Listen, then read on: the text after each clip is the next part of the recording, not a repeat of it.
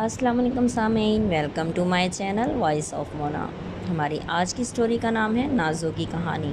नाज़ो तो उसको प्यार से कहते थे। नाम नाज़ली था। वो मैट्रिक की तालबा थी। 4 भाइयों की इकलौती बहन थी। हर काम में माहिर थी। घरदारी, सिलाई, कढ़ाई, हर काम उसको आता था।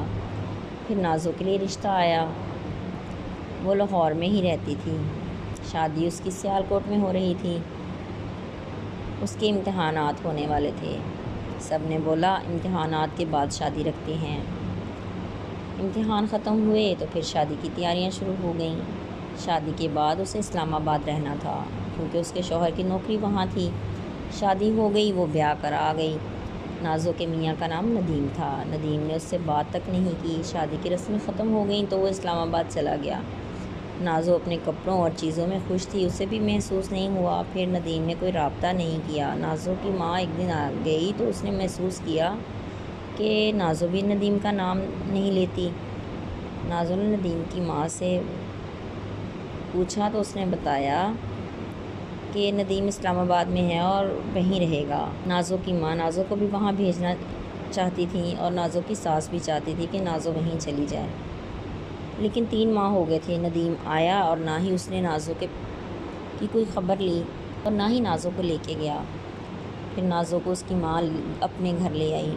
वो घर आई तो सब ने पूछा, उसने भी सच बता दिया।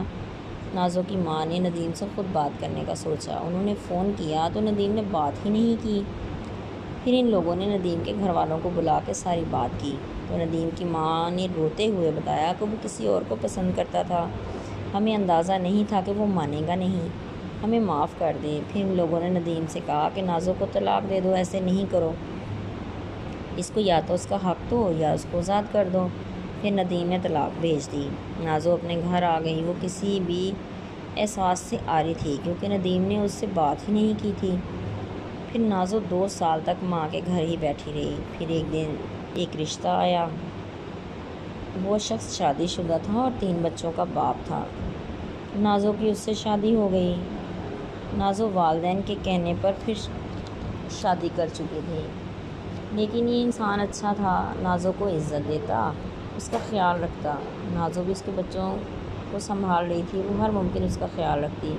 वो माँ के घर जाती तो बच्चों को साथ लेके जाती। वो इन बच्चों से मानूस हो चुकी थी, उनको अपना ही समझती। उसका शौहर भी उसको का बहुत ख्याल रखता। फिर नाज़ो की तबीयत ख़राब हो गई। वो काफ़ी ज़्यादा बीमार हो गई। उसे लेके जगह जगह दिखा रहे थे लेकिन उसे आराम ही नहीं आ रहा था। फिर नाज़ो की माँ नाज़ो को अपने घर ले गई। नाज़ो का ख्याल रखा। नाज़ो अब सही हो रही थी। फिर पता चला नाज़ो माँ बनने वाली है। नाज़ो खुश हो रही थी।